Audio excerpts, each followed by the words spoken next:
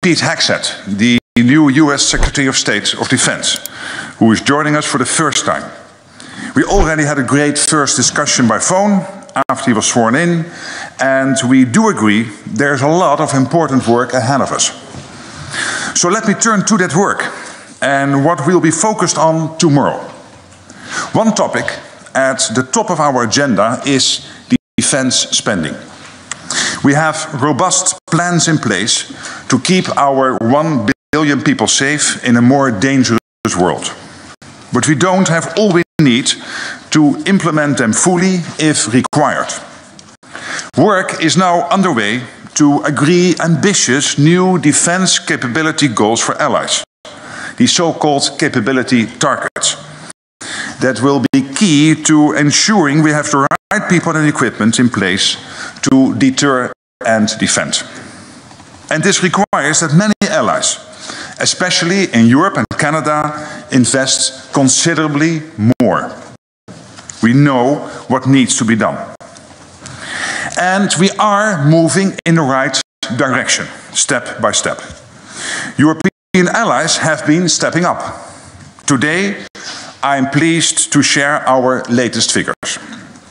Since the 2014 Defense Investment Pledge, European allies and Canada have added more than 700 billion additional US dollars for defense. In 2024, NATO allies in Europe and Canada invested 485 billion US dollars in defense, a nearly 20% increase compared with 2023. With a full 2/3 of allies spending at least 2% of their GDP on defense. I expect even more allies to meet and, in many cases, exceed the target in 2025. So we are seeing substantial progress. But we need to do a lot more so we have what needs to deter and defend. And so there is a more equitable burden sharing in place. We also need to produce more together. And tomorrow, defense ministers will discuss how to strengthen our transatlantic defense industrial capacity, including through an updated defense production action plan. In the past few years, we have seen a substantial increase in defense production across the alliance. But we need to go further and faster. There's no time to waste. I also expect ministers to agree on a number of other important initiatives, including our new commercial space strategy and on further strengthening NATO's integrated air and missile defense. We also discuss Ukraine. Tomorrow afternoon, we will meet in the NATO-Ukraine Council with Defense Minister Rossem and the EU High Representative Kaja Kallas. Since 2022, NATO allies have provided Ukraine with unprecedented support, including 99% of all military aid. And we have seen recent additions to this from, let's say, Sweden, Finland, Canada, but also, of course, from France, the Mirages and the F-16s from the Netherlands. Other allies are also stepping up their efforts to train more Ukrainian troops. NATO's newly established command in Wiesbaden to support Ukraine is at the forefront of coordinating these and future contributions. At the Washington summit, allies pledged to provide Ukraine with 40 billion euros of security assistance in 2024. Allies have not only met their commitments, they far exceeded them.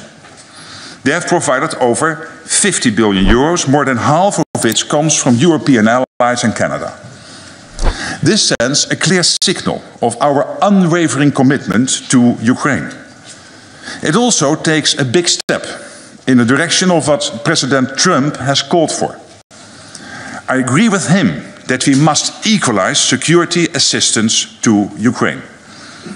But to really change the trajectory of the conflict, we need to do even more. The stronger Ukraine is on the battlefield, the stronger they will be at the negotiating table, the greater the chances of getting a good deal for lasting peace.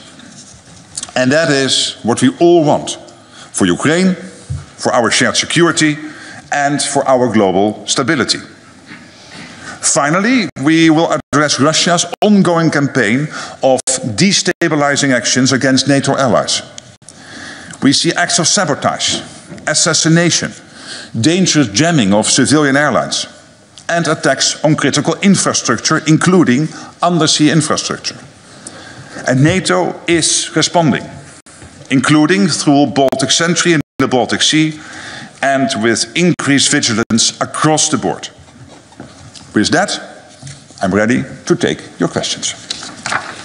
All right, we'll start with CNN. Good afternoon. Oh, microphone. Class question from CNN. How do you interpret the comments that we heard from President Trump on Monday that Ukraine may someday be Russian? Do you take it seriously? And even if you don't, how worried are you that this makes Western commitment to Ukraine appear fragile in Moscow's eyes and could undermine future security guarantees?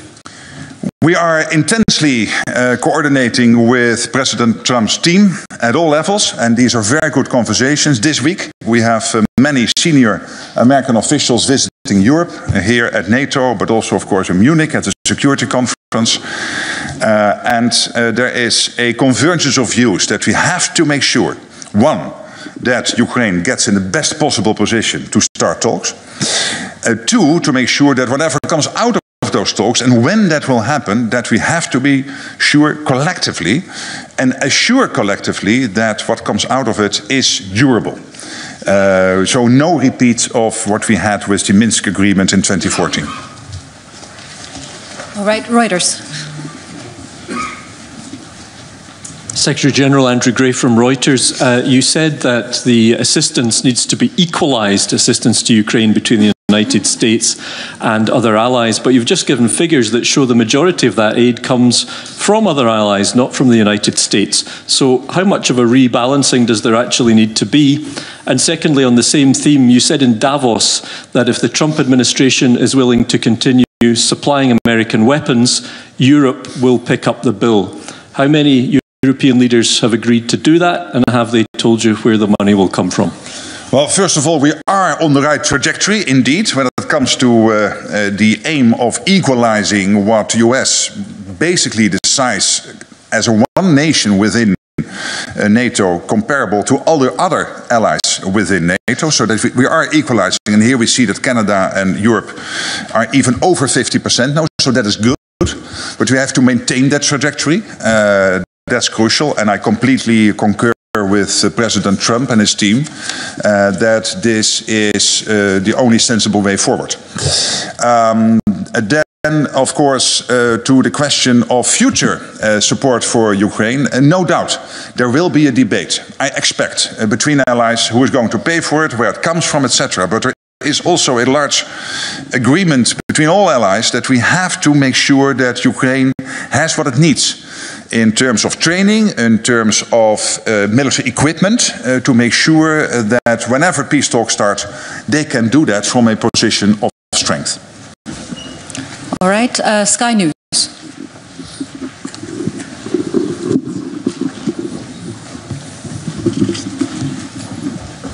Thank you. I'm Deborah Haynes from Sky News.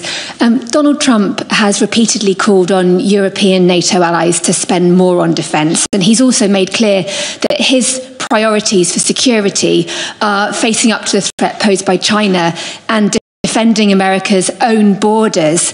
How confident are you, therefore, that America would come to Europe's aid if European NATO allies came under attack? And could European allies alone defend themselves? I think my reaction needs to have two elements. First of all, on the defense spending. President Trump has consistently asked for the Europeans to do more. We had a pledge in Wales in 2014, and basically not a lot happened after 2014, and it really started to take off when he was president in post-2016-2017, and particularly in 2018-2019, up to today, including the 20% increase, 23 compared to 24.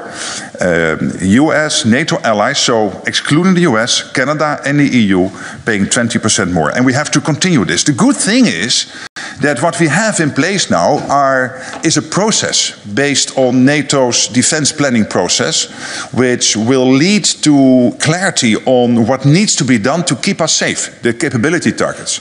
From there we will see where the gaps are. And we know already that they probably will be in the area of missile defense, air missile defense, in the area of logistics, military mobility, long-range weapons, but also to increase the strength of our armies. Yes, the Navy and of course our Air Force, but particularly when it comes to our armies, we'll have to do more, including making sure that they can fight prolonged wars and that they will be more heavily armed, including with tanks. And all this costs money. We are now getting those numbers on the table, and this is the big difference with 2014. There it was, let's do 2%. Now we will have a content-driven debate. How do we fill the gap between where we are and where we have to be? And I expect this to be north of 3%, I said before, but I'm not committing to a number now because we are still at the early stage in exactly coming to the details. And then on Europe and the rest of the world, I think when we discuss this with our American colleagues within NATO, there is a clear joint assessment that what happens in Ukraine or what happens in Europe, and particularly now in Ukraine, is not only Russia, Ukraine, or Russia, Europe. It also involves North Korea, China, Iran. So there is an interconnection now between what happens in the North Atlantic and in the Euro-Atlantic area on the one hand, but also in the Pacific on the other hand. And that means that all these theaters are getting intertwined. And that means from a strategic point of view, we have to make sure that we assess them like this. But I completely understand that the Americans want the Europeans and the Canadians to pay more. And again, back to the first question, we are assessing exactly what needs to be done based on the capability target process. All right, Ukraine public broadcasting. Thank you. One of the possible points of US peace plan is to postpone Ukraine's accessions for NATO for several years or even decades. What's your position on that? And short of NATO membership, how can NATO allies provide Ukraine security guarantees after possible ceasefire? Thank you.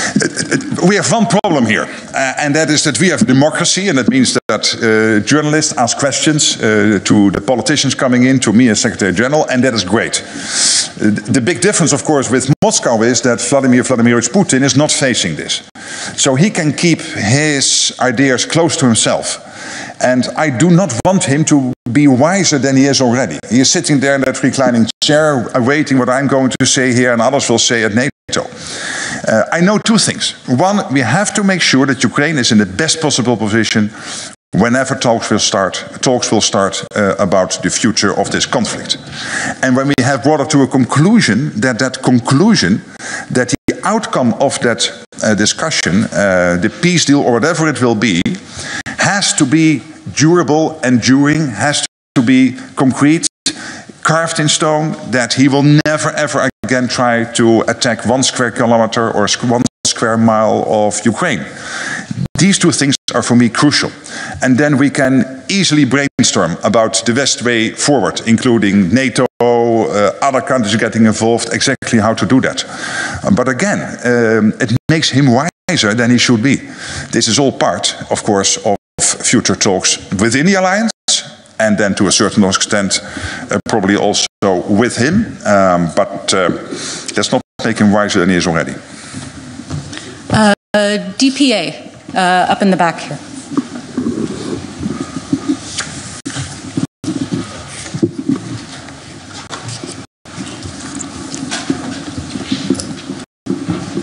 Thank you. Ansgar Hase, German press agency, DPA. Secretary General, according to new calculations, Russia spent more on the military and armament last year than all European allies combined. Do you consider these calculations credible? And if so, how do you assess these findings? Thank you. Well, I mean, we can always go through the numbers and then probably hint at 1 or 2 points where they are not correct or overcorrect or whatever. But let's look at the bigger picture here. And the bigger picture is that Russia at this moment is spending 40% of its state budget on defense is spending almost 10% of its national income on defense. And of course, you have to have the purchasing power figured in those numbers. I understand that has been done. So for me, it is also confirmation of the fact of what I tried to say in my speech in December, that yes, we are safe now. Our deterrence and defense is strong at this moment, but not in 4 or 5 years. If we do not take some difficult decisions this year about, yes, Ukraine, obviously, but also about defense spending, doing much more than the 2% we pledged in Wales, and those not yet on 2%, please get there before summer. But also on production. We have to make sure that we produce enough. And this is a problem not only for the European part of NATO, but also the US part of NATO. Because all of us, from California up to and including Ankara, we are not producing enough. We have to do more. More shifts, more production lines. Interfax Ukraine.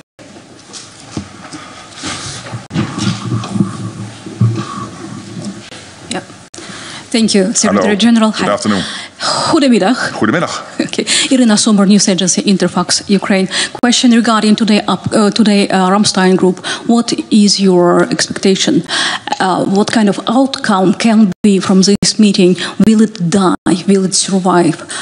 And if it will survive, what kind of role can play NATO in this?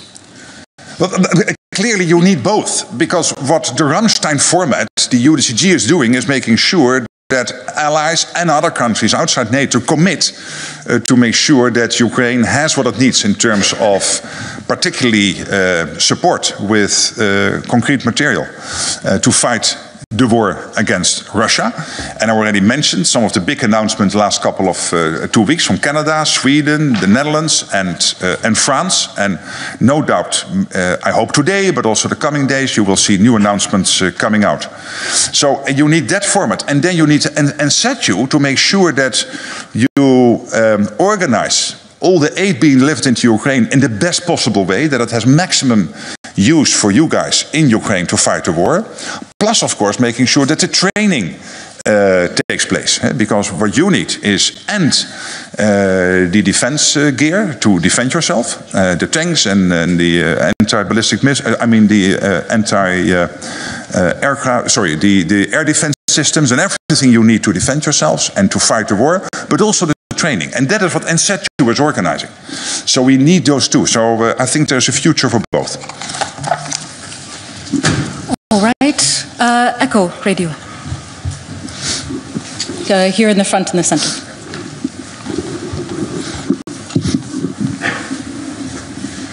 Hello, my name is Artem Besedin. I am from ECHO. This is Russian media in exile. So my question is... I was once on your station when you were still in Moscow in 2011. Thank you so much. Danish intelligence reports that Russia is preparing to attack an EU country. And if so, why isn't NATO preparing for war instead of waiting to Russia to weaken in Ukraine? Some NATO members predict a Russian attack in 5 to 10 years. Does NATO share this view, and what timeline does it consider most realistic? Well, let me not comment on every thing coming out of the intelligence community, which I take very seriously, and in this case what comes out of the Danish intelligence community. But it is, of course, we have to take note of this. But let me bring it back to what I said before, and that is that at the moment, if Putin would attack NATO, the reaction will be devastating. He will lose. So let him not try it. And he knows this. The deterrence and defense is very strong. What we have to make sure of is that 4 or 5 years from now, given his speed of ramping up his defense industry production and all the other stuff, but also look at what China is doing in having 1,000 nuclear warheads by 2030, investing heavily in its navy, the quality of everything they're producing now at a level that is really comparable to what you're doing within NATO territory. And that is why we need to do the 3 things. Ukraine, 1, making sure that we spend more, considerably more, to make sure that we are able to defend ourselves also in 4 or 5 years. And we need to take those decisions this year. And three, making sure that we have what we need to defend ourselves, and that is the defense industrial base. And the problem there is we have fantastic companies all over Europe and Turkey and Norway and the UK and in the US and in Canada, but they're not producing enough. They are not producing enough. And my expectation is, in the 4 or 5 years, given all the money going around, the order books of Thalys and of Rheinmetall and Leonardo, but also Raytheon and Boeing and the big defense companies in Turkey and Norway, UK, they will be filled. But hopefully they will also have put in place, and this is really crucial, the production lines and the shifts to make sure that we get the stuff sooner rather than later. Because otherwise we have the money, but we can still not defend ourselves. So we need the two, plus we have to make sure Ukraine prevails. Nos. Tijdens de Dutch NOS, Secretary General, you started stating that you are in close contact, of course, with Trump's administration, meaning you are well informed. What then do you consider as a very unexpected, even bad news Pete Hegseth might come up with? And will you be surprised for these kind of prepared for these surprises? Well, what the US is consistently doing, and this was Trump in his first term,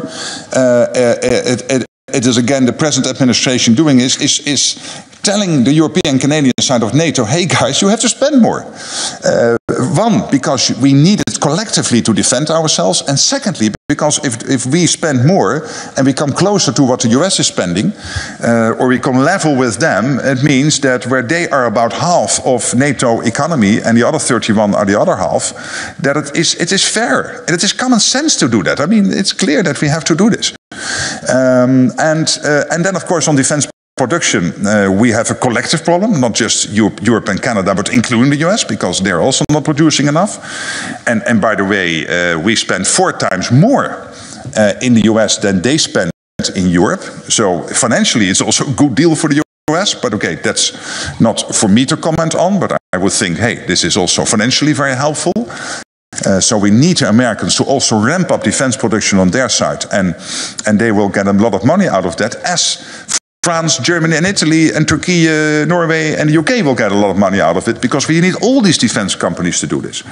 And then on Ukraine, we need to make sure that they get in the best possible place whenever talks will start. And this is what we are discussing together, also assessing the fact that these so-called theaters, the Euro-Atlantic and the Indo-Pacific, are more and more intertwined, because we know that North Korea, China are part of this, and a bad deal on Ukraine will be watched by Xi Jinping and the other senior leaders in Beijing, and it might give them some ideas on some of their strategic goals they want to pursue in the region. All right. TVR Moldova. Thank you. Vadim Keptanaru, Republic of Moldova, Secretary General. In an extremely important year, election year for the Republic of Moldova, Russia is diversifying and perfecting its arsenal of hybrid war in our country. So how far could Putin go, and what can stop him? And by the way, half an hour ago, another Russian drone fell down on our territory again. Thank you. Well, first of all, maybe we should stop calling it hybrid, because hybrid sounds cuddly, nice, lovely. It is not. It is really state-sponsored sabotage, and in some cases even state-sponsored terrorism. And at least it is destabilizing, trying to destabilize Moldova and the rest of Europe, Canada and the US. And as I said in my short introduction, this includes assassination attempts, jamming airplanes, what you're experiencing in Moldova, but also attacks on the National Health Service in the UK, and there are many examples. And this is why I'm so glad that as NATO, where we used to assess what was happening, we are now much more active in reacting to it together with our allies. Take Baltic Sentry. We brought together that whole activity thanks to General Cavoli under his responsibilities. We brought it together with allies in just 10 days. So the NATO system is able to do this fast. And we need to react to these type of so-called cyber attacks, these destabilizing activities much faster, and we will do that because we are not at war, we are not at peace either, as I said before, and this is one of the examples. Kosovo TV. Thank you. I'm Mehmet Krasniqi from Dugajini Television in Kosovo. Secretary General, can you comment on the recent elections in Kosovo and on the implication for the future relations between NATO and Kosovo? Thank you. And of course, we follow what is happening in Kosovo keenly in Pristina, but of course this is a democratic process. My understanding is that there are initial results, but as far as I know, until today, not a final result. The Electoral Committee is will still report on the final results, and based on the initial results, it seems that there will be a coalition government. And of course, we will make sure that we will work with whoever is leading the country, and of course, we wish the Kosovar politicians well in navigating the political landscape and making sure that there is a stable government as soon as possible. All right. Radio Free Europe.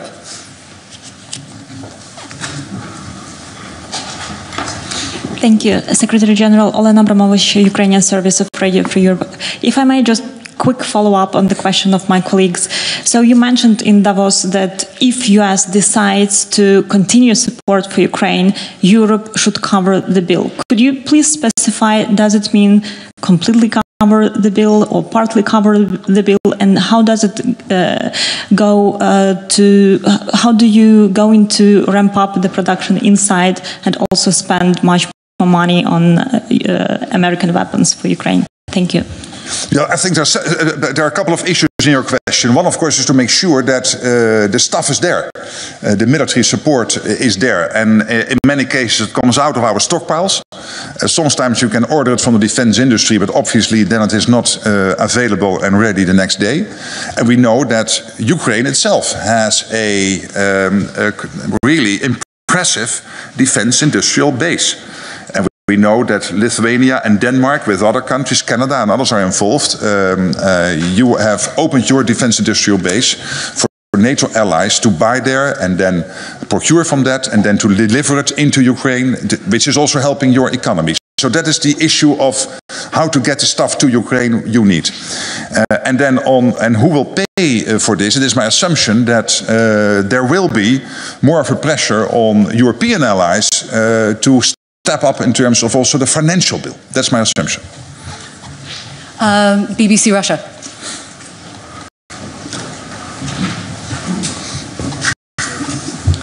Hi, my name is Elizaveta Fok from the BBC Russian service. Thank you for this opportunity. I wanted to ask you that given recent reports that communications between Moscow and Washington, specifically regarding the war in Ukraine, have significantly intensified, do you believe that NATO as an institution should maybe initiate a direct dialogue with Russia on the matter? What is the level of communication is right now? And additionally, is there a risk, you think, that such close engagement between White House and Moscow, and we're seeing some mixed messages coming out of this conversation, can marginalize other NATO allies in discussions concerning Ukraine and European security? Thank you. Yeah, well, when there are contacts between the US and Russia, NATO is more than 50% US.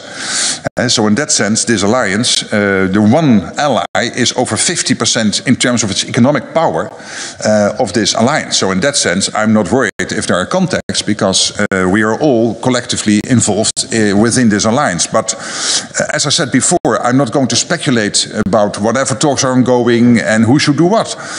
We really have to keep the eye on the ball.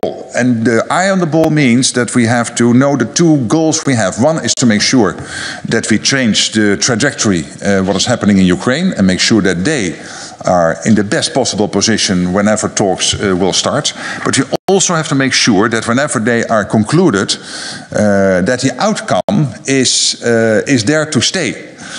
Will not be challenged by Putin half a year or 2 years later, like what happened with Crimea.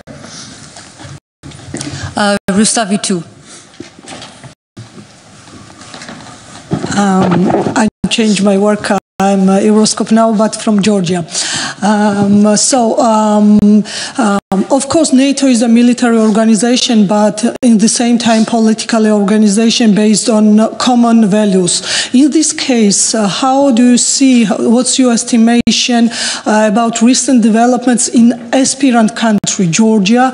I want to now stress on my colleague Mzia Marlobeli's case.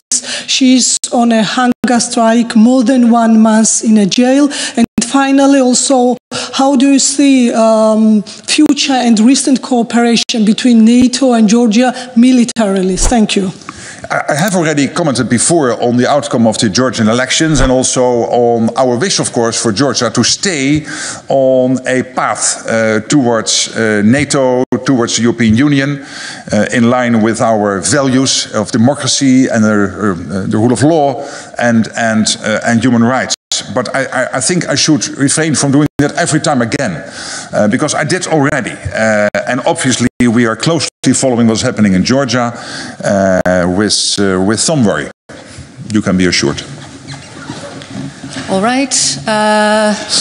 Frankfurter Allgemeine Zeitung.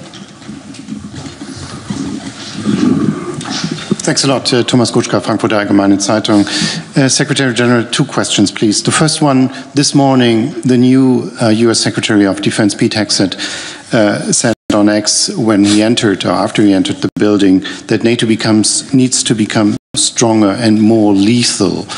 How do you read this more lethal part? What would it imply in practice? And the second question, you mentioned yourself that this threshold north of 3% that you've given in the European Parliament a few weeks ago. What would be a realistic time frame for reaching a new defense investment pledge? And what is the reactions, the feedback you have received from allies so far on this? Well, first on lethal, he is totally right. NATO has to be a lethal organization, otherwise we cannot keep the deterrence going. And that's crucial. And as we discussed before, we have seen the rearmament of Russia and the threat that is posing. Yeah? Your colleague was just asking that question from Echo News Agency. Unfortunately now in exile. So it is crucial that Russia's rearmament is met by us, and that our mindset has to be that we are willing to protect every inch of NATO territory, and we will, not only now, and this is my plea, not only now but also in the future. And this comes to your second question. That means that if we would stick to the 2%, we cannot defend ourselves in 4 or 5 years. We have to spend more, and not because I want some new target, but because when you look at what we are doing now, allies have asked us to do this. We do this together with allies, assessing the gaps we have between where we are and where we should be to defend ourselves in 4 or 5 years. They are simply too big, those gaps, to be filled by 2%. You will end up considerably north of 3, is my assumption at the moment. We'll see later exactly what that number should be, and of course including the timeline. I'm not going to speculate now about the timeline, but again, I would say rather sooner than later, and it has to be a credible timeline, so no repeat of what we did in 2014, committing to 2% and then nothing happened for the first couple of years. That's simply unacceptable, and not because only President Trump is asking us to do this, but because we have to defend ourselves. 1 billion people, to keep them safe. That's why we need to do that. And obviously, when I discuss this with political leaders, there's always the emotion and the ratio. So rationally, they see the argument. But at the same time, of course, when you're a politician, you have to make your choices in scarcity. And that means that you have to take decisions at the national level to make sure that the money is there, which is not always easy, but still, it needs to be done. And I think the large majority of political leaders understand that. All right, we have time for one more question. Anadolu.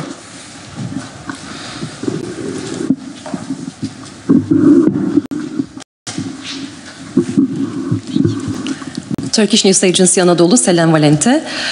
As you mentioned several times now, considering Turkey's defense capabilities that you witnessed during your visit to Ankara recently, what messages will you convey to the allied ministers about the role that Turkey can play for empowering the alliance's defense industry, in particular Europe's, as well as for achieving peace in Ukraine in the light of the fact that the new US administration is pushing for that? Thank you.